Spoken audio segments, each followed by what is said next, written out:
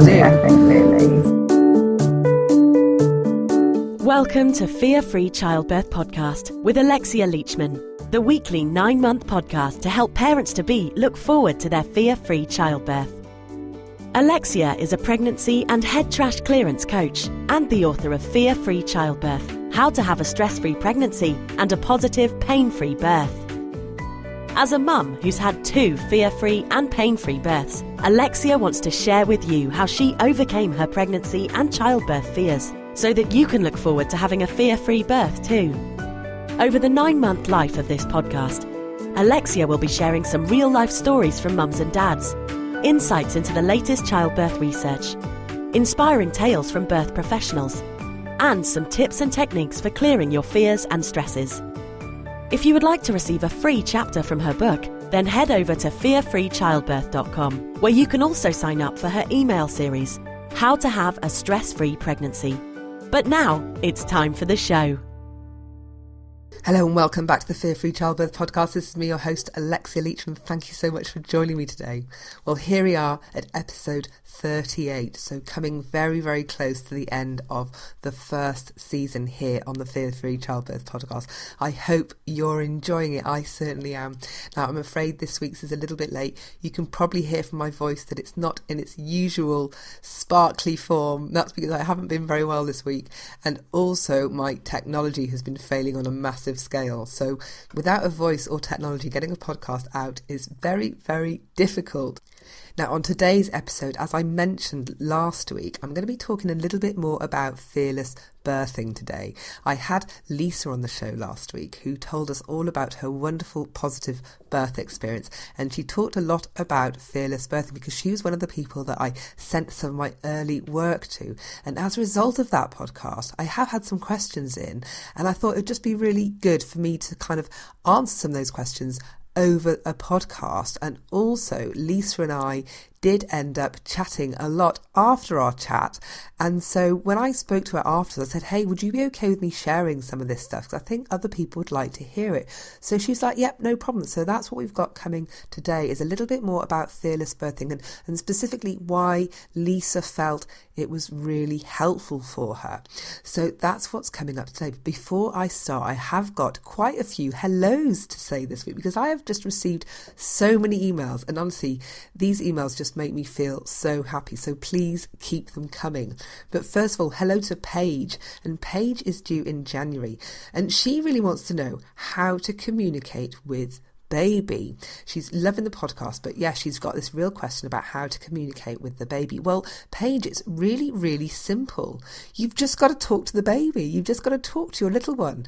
And you don't have to always talk out loud. You can just talk in your mind, because your baby is part of you. Your baby's in your body. And so even just having that intent to communicate, the baby will understand. And for me, I did it all the time. I would always sort of natter away when I'm on my own making a cup of tea, whatever it is, just always talk to baby and stroke the bump, let baby know that you're connecting. And sometimes feeling your bump can really help you to connect once you've got a physical connection.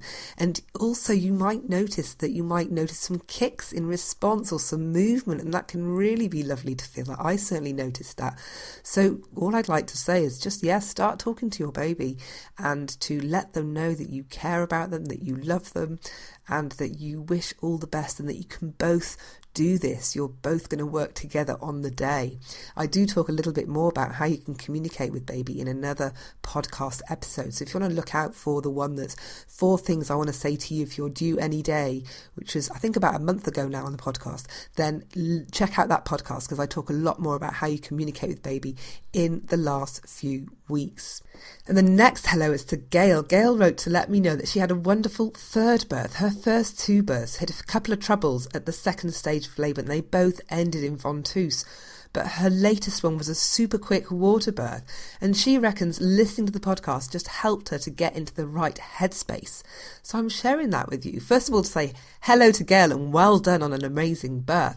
But also, just listening to this podcast can really help you with your birth. If you don't do anything else, just listening to this can help you. And I think that's really lovely to hear, that there's a lady there that really did just do that, and it really helped her. And she had something else to compare it with because she had 2 other births that didn't go that brilliantly for her.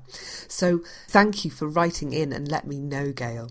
Now my next hello is to Anita. Anita is a physiotherapist in Toronto, Canada, and she works a lot with postnatal women and also prenatal women.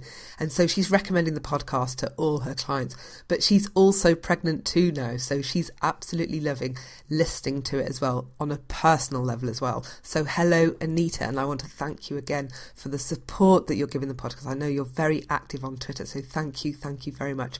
And finally, a big hello to Katie, who's a student midwife. And Katie, she wrote to me to tell me that she's sharing the podcast with her entire year of midwifery students because they all want to know where she's getting her facts from. So she's thanked me for inspiring a future generation of midwives. And I have to say, wow, I was completely bowled over when I received this email.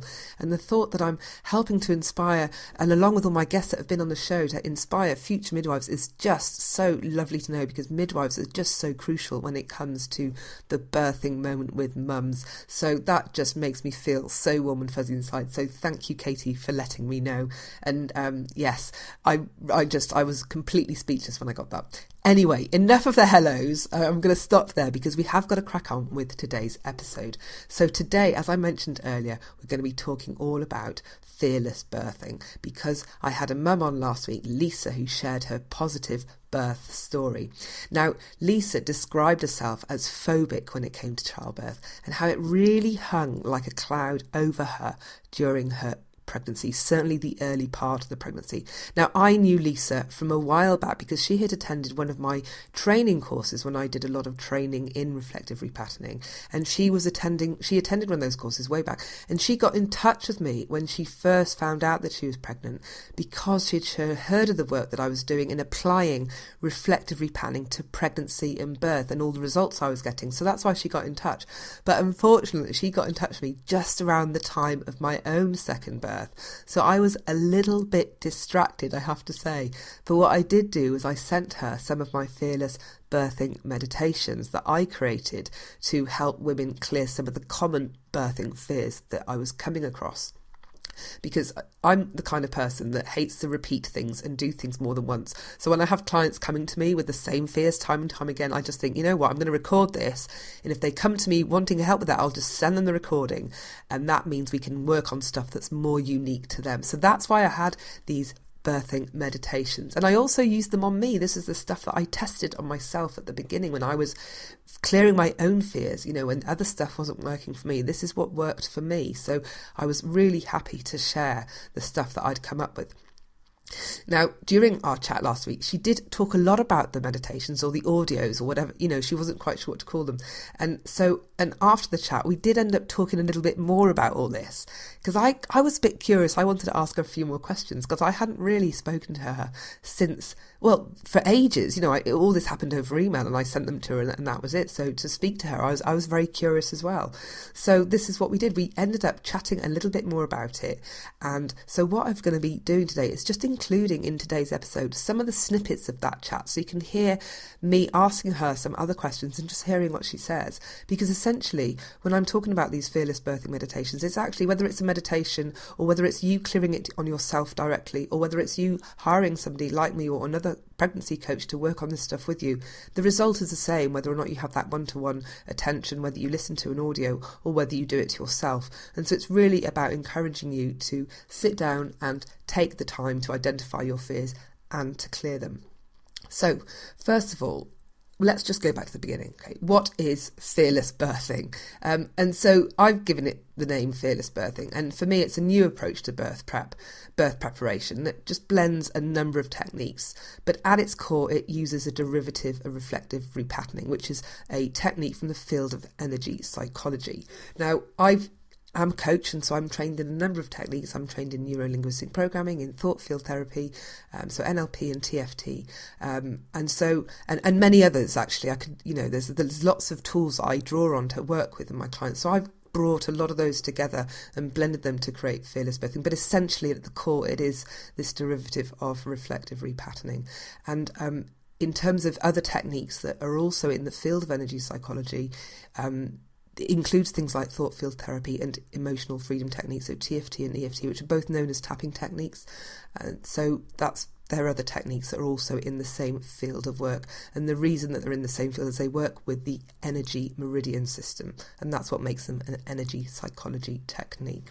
So the entire focus of my approach really is to just clear fears. That's all it's about, because that's all I cared about. I just wanted to clear my fears, and I knew if I could clear my fears, I was going to be okay. So that is why it's completely focused around clearing birthing fears, so that you are no longer distracted by these troubling mental and emotional thoughts in the lead up to birth and during birth. And this means that you can remain present and mindful, and importantly, completely in your birthing zone and connected to your body and your baby.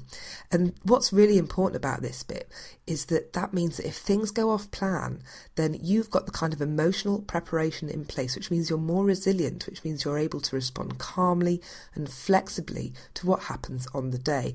And this increases the chances of you actually feeling positively about your birth, even if it doesn't go to plan, even if things go off plan, and even if things take a turn, not for the worse, but for go into challenging areas, then you're still able to respond in a way where you feel empowered, that you feel in control. And that is what's important in birth. It's not about having this ideal end outcome for this ideal birth that you dreamt about. It's about having an experience that you feel that you're empowered in, that you chose, you had choices, that you're informed, and you're able to make decisions not from a place of fear, but from a place of calmness and information.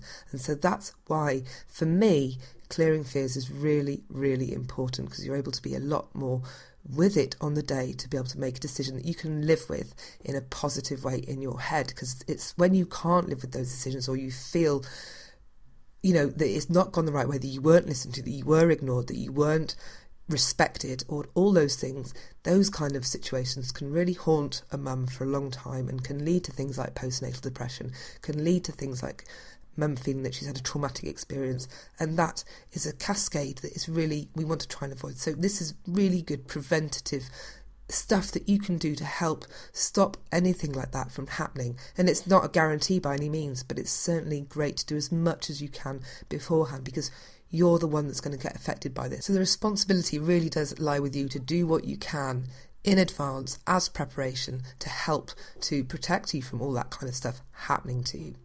Now, the thing is, when we're fearful, it means also that we end up having to arm ourselves with these coping mechanisms just to help us handle being fearful. So when we remove the fears, it means that we can actually get rid of the need to have all these coping mechanisms in place. And a lot of women spend a lot of their time preparing for birth, practicing coping mechanisms. Whereas if you spent that same time clearing your fears, then you wouldn't need a lot of these coping mechanisms in place. Does that make sense? So for me, I'm the kind of person that just prefers to go to the source, go to the jugular, go for the kill, just go for the thing that is creating all this stuff, rather than fanning about around the edges, trying to sort out the stuff that comes as a result of the stuff that's triggering it all. So for me, it's all very well learning coping mechanisms, and I think they're very useful to have, and I wouldn't say don't. However, if you're going to spend a lot of time preparing for birth, why not clear your fears? Because then you probably won't need your coping mechanisms. So what is involved in fearless birthing? Well, it's really quite simple, actually. It's not complicated. It basically goes like this. Step 1, identify your fears. Step 2, clear each of your fears in turn. And that is it. And so, but I'm sure you're going to want to hear a little bit more from me than that. Now, when you've identified your fears, you probably will find that a lot of your fears arise simply from not being well enough informed about birth. And so that's why an important part of all this is to educate yourself about birth. Read some books, listen to podcasts like this, watch some YouTube videos to see some wonderful home births or water births, or lovely positive births, and find out how it really can be. Learn about how your body is supported during birth, how your hormones help you. Learn how your body is built for this. Once you understand that actually you are built to birth a baby, your body was designed to do this, and how your body helps you during this process, a lot of your fears will simply slip away.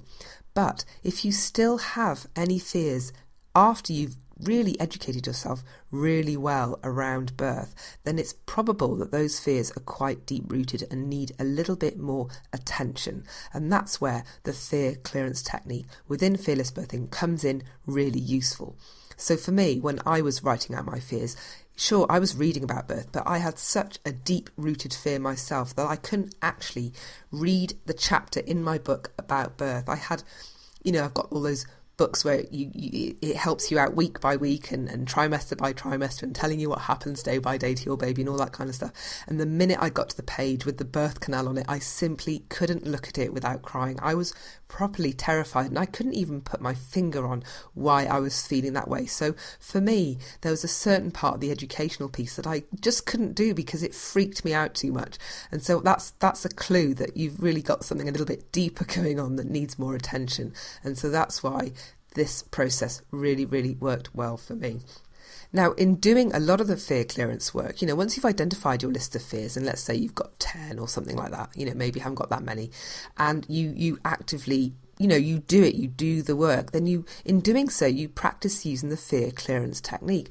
And that's brilliant because that means you become more confident using it, more familiar with it, which means if you need to use it during birth, then you have something that you're already familiar with using. You're not trying to learn something on the day, because that is certainly something I wouldn't advise. You need to be practicing using this clearance technique well in advance. And it might be that you do need to use it on the day. I certainly needed to use it on the day. When I was at the crowning phase of my first birth, birth slowed down suddenly and we'd had 2 contractions and baby still hadn't come out, and the midwife at that moment said to me, if your baby doesn't come out in the next contraction, we're going to have to take you into hospital. And I remember thinking, there's no frigging way I'm going to hospital. And I realised in that moment that I had a fear, and I was really scared of the ring of fire, the pain from the ring of fire. If you don't know what the ring of fire is, it's basically that bit when the baby's head just pops through, and you just thinking about it now just makes you think, oh, I bet that hurts. And that was the fear that was holding me back. So the minute I realised that, I went straight into fear clearance mode and I cleared my fear of the pain of ring of fire. And in the next contraction, I had no fear holding me back, and I pushed my baby straight out and she was born. And so that is how the practice of using that technique beforehand really served me well in my birth. If I ended up having to go to hospital, who knows how that could have panned out in terms of my birth, but I was able to birth my baby safely at home because I could keep not a lid on my fears, but handle them and let them get cleared. So that's why this stuff's really, really important. Now, I've got a whole episode dedicated to exactly how you clear your fears, and that is in the podcast episode called How to Clear Your Fears, funnily enough, and I'll be linking to that in the podcast show notes for today's episode. And I'll also be releasing a 3-part video training series showing you exactly how to do it. So I'll be doing it on camera so that you can watch me doing it. So really there's going to be no excuse for you not to be able to clear your fears and prepare for birth. And if you want to sign up for that, then that again, the sign up for that is going to be within the podcast show notes for the episode for today. And you can find the show notes for today's episode at fearfreechildbirth.com/fearless. Super simple. And the other thing is I've got some podcast listeners that have already been doing this. They've already dug out all the resources that I'm giving away totally for free, listen to the podcast, and they're getting on with clearing their fears, and they're finding this to be really, really useful, but also applying it in other areas of their life.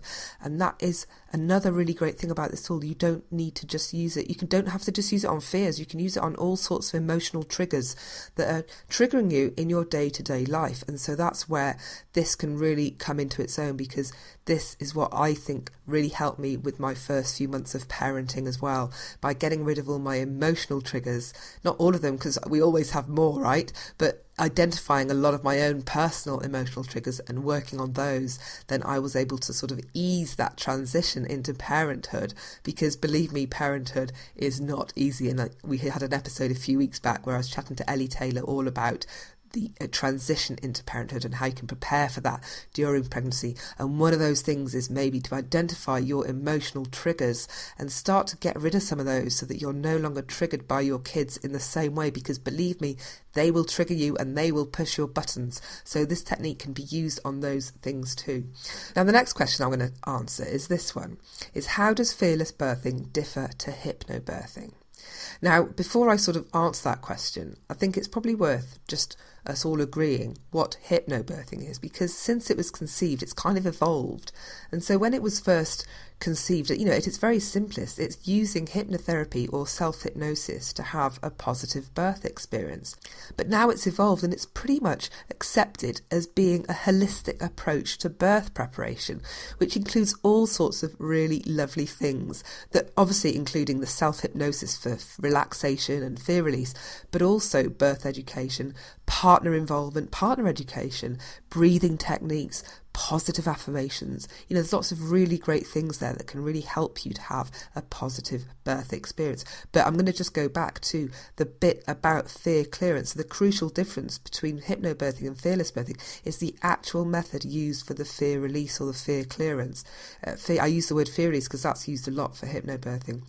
So fearless birthing does not use hypnosis or hypnotherapy, but uses a derivative of reflective repatterning, which has got a much more focused clearance action, and it works much deeper. And it works deeper because it clears fears from mind and body, whereas hypnosis works primarily on the mind. And so the reason it's able to clear from the body too is because it's using our energy system. I mentioned that it's an energy psychology technique, and that means it works with our energy system.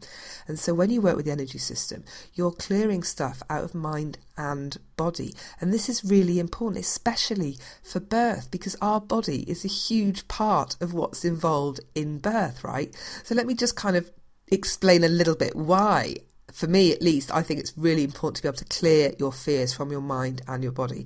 When you experience fear, you experience it in your mind by, having all these voices in your head. You might be saying stuff to yourself. You might have images of the worst case scenario coming up. There's lots going on in your head when it comes to experiencing fear. But you're also going to be experiencing it in your body. And so in your body, you might notice tension. You might notice a racing heartbeat. You might notice fast breathing, sickness in your stomach. Any number of these things could be happening to you. And because we're all different, it could be anything, it really could, and we're all unique. But when I think about when I was fearful about birth, what would happen to me is my legs would tighten around my thighs, and then I'd really want to cross my legs, like really tight. And so, because I was I was fearful of birth, and I was closing off that part of my body because I was just so scared. So you can imagine how that fear would impact my birthing body.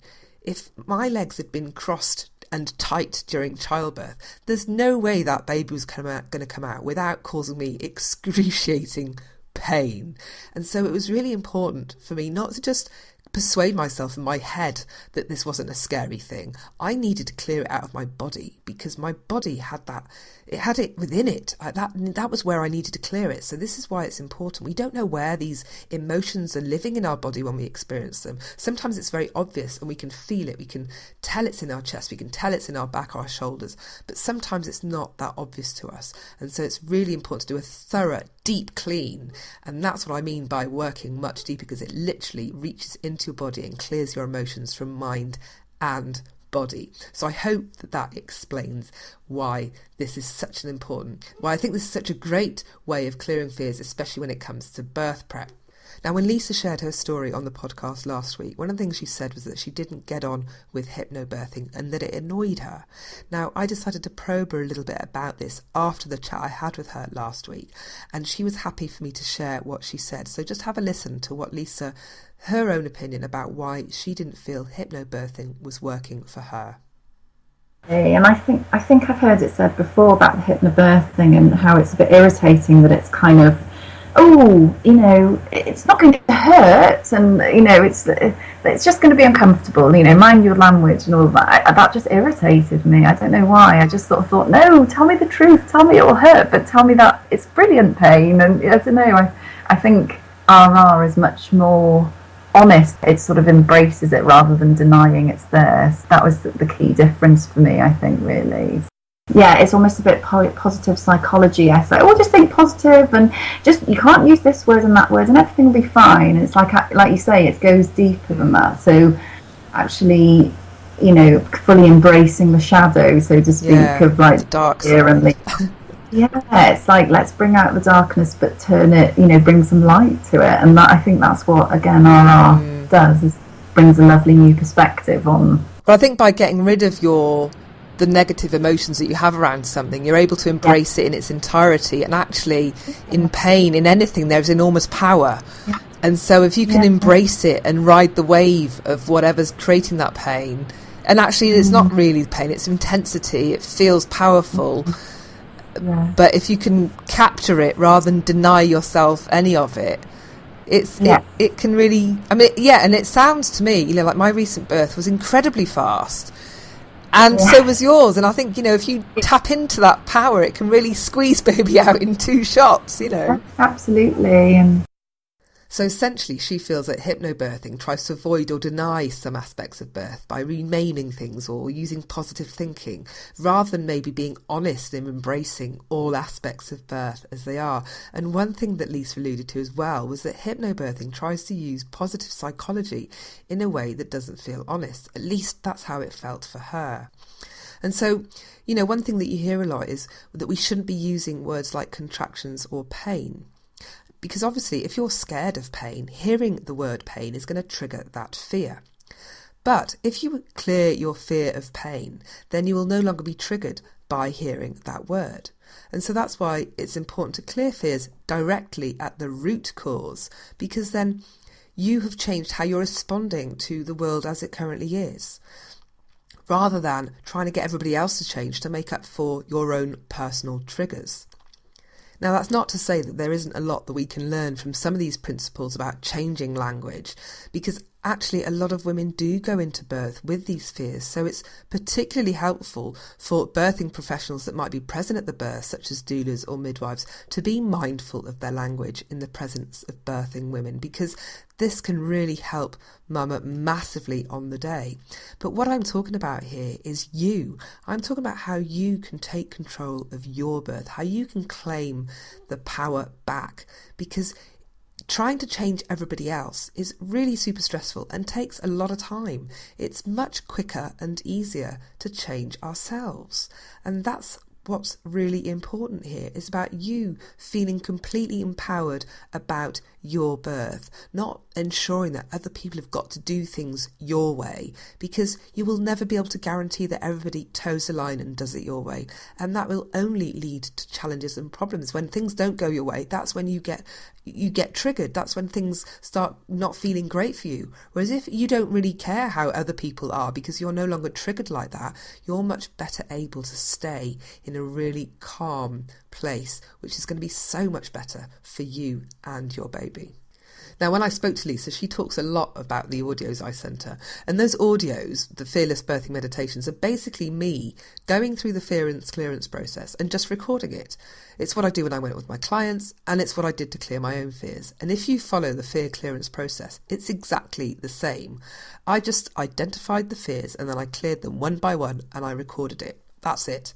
And so some of the things I've tackled that she was referring to are things like the fear of pain, the fear of loss of dignity, being exposed and being vulnerable, and weeing and pooing all over the place.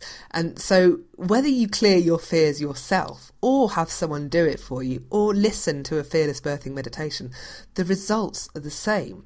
Now, here's Lisa telling us how it worked for her. It may well have been within the audio that you sent me, actually, about sort of, because if I remember rightly, some of it was quite gory sort of details in places, was it? I do have fun with them.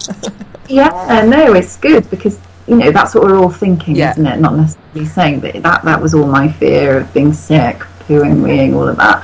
And I think I got to the mindset of just thinking, well, it happens, and the midwives are all going to be used to it, because several thousand women before me will have done that. So it's nothing on them. So why is it anything to me? I can't help what my body does when I'm in that state, and it's only going to do what it's supposed to do and what it needs to do, and so it's all for a natural good cause. Absolutely, and it's nothing they've not seen before. So we just got to get over ourselves, haven't we? Yeah, I think I very much had that mentality by the end. Even now, because I have to sort of occasionally go for examinations because I've had a few issues post-birth. I'm just like, another person examine me, fine, go for it. I've just lost all my inhibitions, really. It's just like, just necessity and kind of, you just, I don't know, just seem to have lost all that sort of indicacy of it all, really. It's just, it feels natural, I guess. That's why it just feels like it's nature, and we should embrace it rather than feel embarrassed of it. I also asked Lisa how she felt that all that fear clearance work helped her in birth, like in the moments of birth, like when she had to push. And here's what she said. Saying to me, just push as hard as you can, and I think I was just like, oh yeah, I've got nothing to lose, and I just, every push means a step closer to meeting little ones. So yeah, I'll just push with all my might. Like, it doesn't matter if it hurts, and I couldn't have imagined being like that. So yeah, that's interesting actually, because in my second birth, when I used during every contraction, I just pushed like. And actually what I was trying to do was poo on the floor. I used the same muscles to just go for it, because I didn't have fear of pooing on the floor, which I think a lot of women have got, that fear of just weeing and pooing everywhere. And so they hold in a little bit, don't they? And they maybe don't push. Whereas every contraction I was like, right, okay, I've got to put, this is my time to push, I'm just going to go for it. And that's what I did. And I'm sure that she came out so quick because I was basically riding every contraction and pushing without any fear of making a mess or losing my dignity, or, so having worked on all those fears using RR, I didn't have them. So she came out super quick. And it sounds to me like you just kind of went for the pushing in the same way. Yeah, I think I didn't have to do it for very long at all because it was so fast. But yeah, I think I was kind of like, right, I'm going to give it everything I've got. And I think like you, is kind of not fearful of the indignity of possibly, pooing away. Sounds terrible talking about it, but it's true. I think a lot of women, those are their fears. It is of losing control. It is of screaming uncontrollably, saying those whatever. They don't know what's going to come out of their mouth. They don't want their husband to see them like that. They don't want, whatever it is, that kind of thing that might be holding back their primal urges, that they don't kind of unleash it in the birthing moment, which actually that's exactly what they need to do. Well, I hope that listening to Lisa sharing her perspective on her own birth story and how using fearless birthing worked for her has helped you to understand fearless birthing a little bit better. Now, of course, all of the links that I've shared to you today are all going to be in the show notes for today's episode at fearfreechildbirth.com/fearless, and that includes a link to the podcast episode that talks you through exactly how you can clear your fears, but also if you want to sign up for the free video training series that will be available soon. I've had some people emailing me asking me when it's going to be ready, and I am desperately trying to do this, but I've got such a huge tech fail at the moment. My desktop's died. I'm ill, so filming videos when I've got a major tech issue is a nightmare. So believe me, the minute things are back to normal, I will be filming that. So it literally will be out within weeks. So I know I've got a lady that's emailed me, said I'm due in January and I really want to do this.